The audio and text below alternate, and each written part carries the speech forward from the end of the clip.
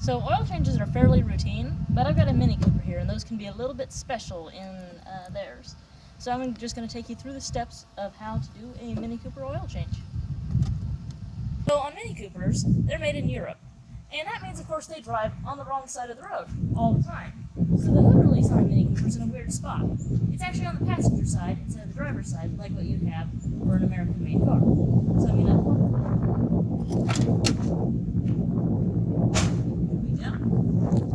and then you just have to kind of fish around so you can figure out where the release is. There we go. And there you go. That's the hood open. Okay, so underneath here you have to figure out which of the bolts it is that is actually going to let you get all the oil out so you can change the oil by removing the old oil. Yeah. So underneath here there's a bolt on an angled bit, kind of like that, and then it goes down like this. There's a bolt right next to it in front of a fan, and that's the one that I need to unscrew to get the oil out. So I'm about to go down and do that.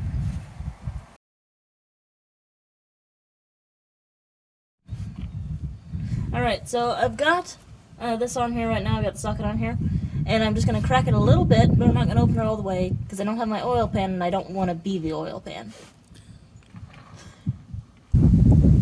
Alright, so I've got that loosened. Now I've got my oil pan right here, and I'm going to slide under there with the oil pan, get it right underneath that bolt, so that when the oil starts coming out, it just falls straight into the pan.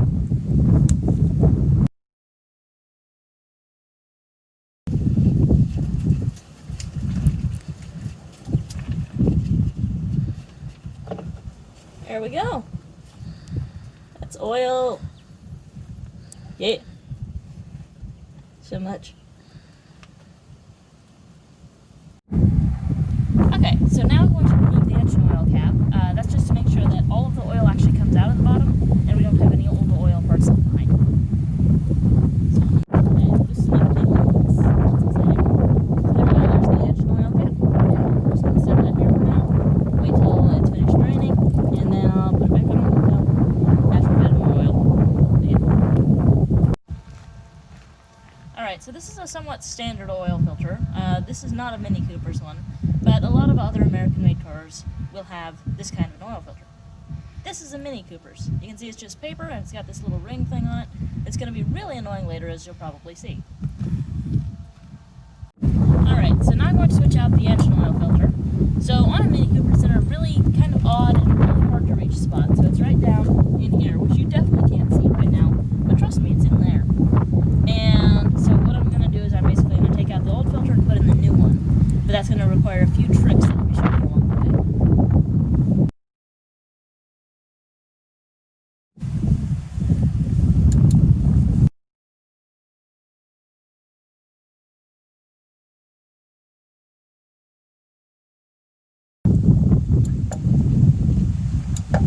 Exciting.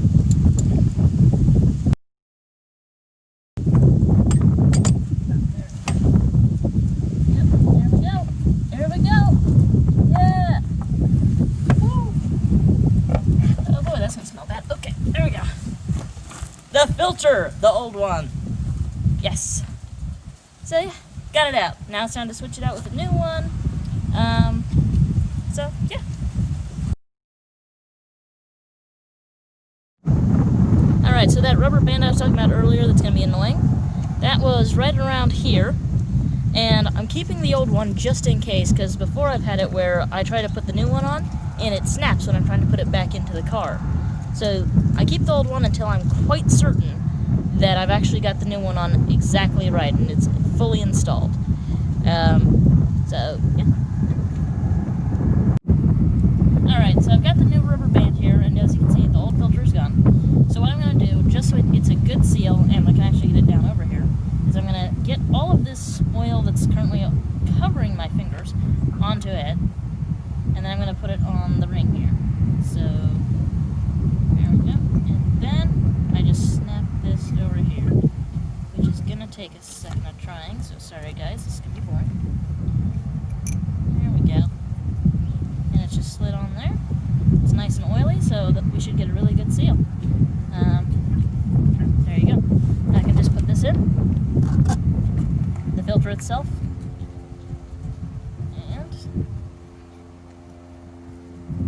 better be really careful about this because I don't want to accidentally break it. But you do have to shove it in.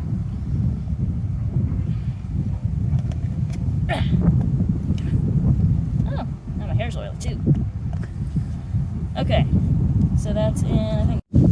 Alright, so I've got this in. Now I'm going to install this back in here. So I have to get it seated just right first, which is the really hard part, because you can't really see what you're doing. So it's just a lot of trying to feel whether or not it's seated, because if you put it in without it being seated right, that's how you break that van, which is annoying to replace. Alright, let's see how that sounds.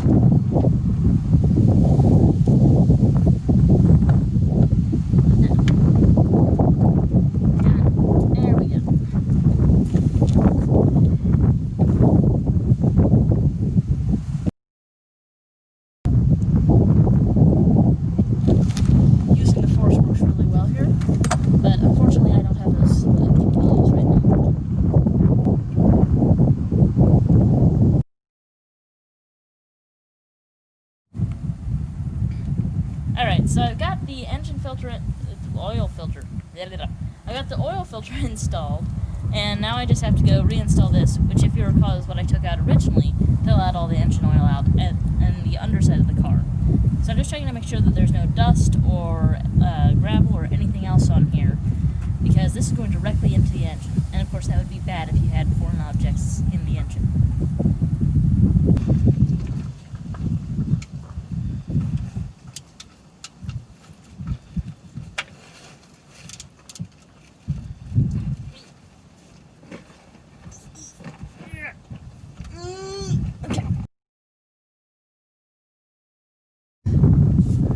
Okay, so in the owner's manual for this car, it tells you how much oil it needs for if you're doing an oil change like this, which is great, and it also has it in both liters and quarts, just in case your particular oil brand only lists one of them. So this is also actually the oil they recommend, well, the type of oil, so it's 5W30, so they recommend that, and it lists it in both quarts and liters on this one, which is great.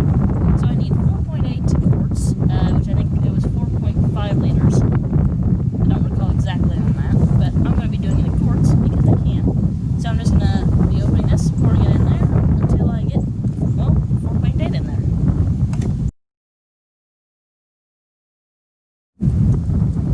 Alright, so I put the engine oil cap back on. After I finish filling this with oil, I'm going to turn it on and run it for a little bit, just make sure everything's okay, and then we should be about done.